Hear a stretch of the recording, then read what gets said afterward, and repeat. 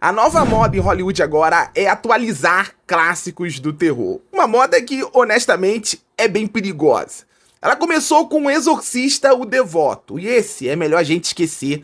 Filme terrível em todos os aspectos, ofensivo, desrespeitoso ao material original. Logo depois veio A Primeira Profecia, e aí sim nós tivemos realmente uma adaptação corajosa. Um filme de origem que traz um universo de A Profecia para o nosso tempo, com um olhar muito interessante e provocador para o feminino. Eu realmente adorei esse filme. Já o terceiro filme ousou revisitar o sinistro clássico O Bebê de Rosemary. E isso é para poucos, é preciso ter coragem. Esse filme de origem tinha tudo para dar muito errado. Mas eu vou falar, Apartamento 7A é um filme bem mais interessante do que eu imaginaria que fosse. E esse é o tema do vídeo de hoje. Terry era uma bailarina que, após sofrer um grave acidente, se vê sem oportunidades no showbiz.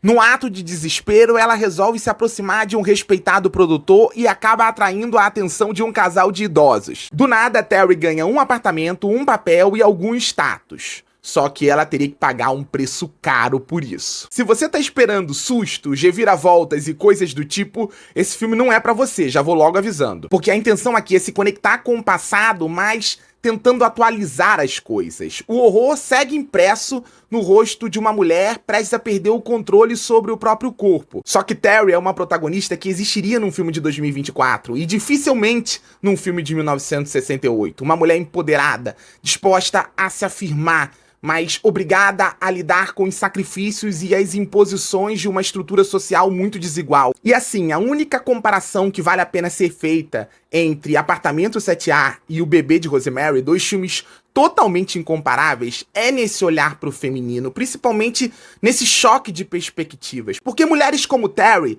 existiam nos anos 60. Ela não é uma personagem anacrônica, fora do seu tempo, muito pelo contrário. Mas naquela época, os filmes não estavam centrados nessa perspectiva. Eles eram muito poucos. O clássico de 68, dirigido pelo Roman Polanski, centra a narrativa numa mulher presa a uma lógica patriarcal.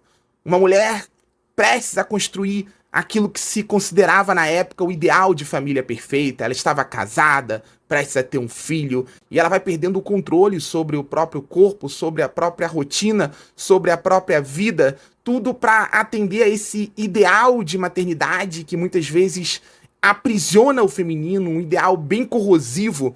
E aqui, em 2024, num filme de origem, que teoricamente se passa antes, mas centra o olhar numa personagem mais moderna, nós vemos esse novo olhar, e ele faz muita diferença, porque a personagem da Julia Garner, ela faz um pacto silencioso na tentativa de conseguir fazer aquilo que ela queria, que era ser livre, conseguir se tornar uma bailarina, pagar suas contas, ter o seu próprio lar, construir a sua vida. Só que o custo disso naquele cenário era muito caro. Então a maternidade aqui, ela deixa de ser um objetivo como na personagem da Mia Farrow, ela passa a ser um problema que a personagem da Terry não quer administrar, mas ela se vê obrigada a isso para atender padrões. O filme consegue, nesse choque de perspectivas, ir para um lugar bem interessante. É importante destacar que a diretora Natalia Erica James, nesse ponto, ela consegue pensar o terror de forma imaginativa. O filme tem aqueles sustos fáceis, tem aquela coisa da reviravolta,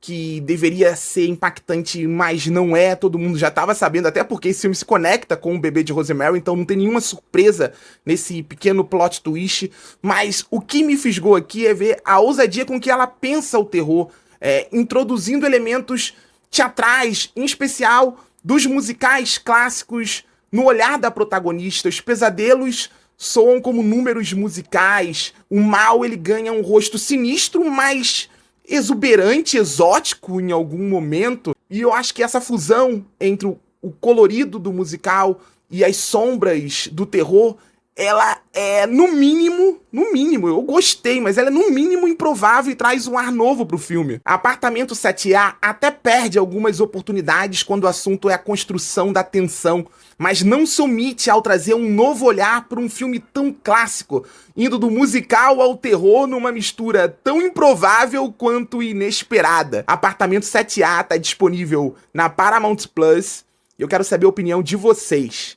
Não esquece de deixar o like, de compartilhar esse vídeo.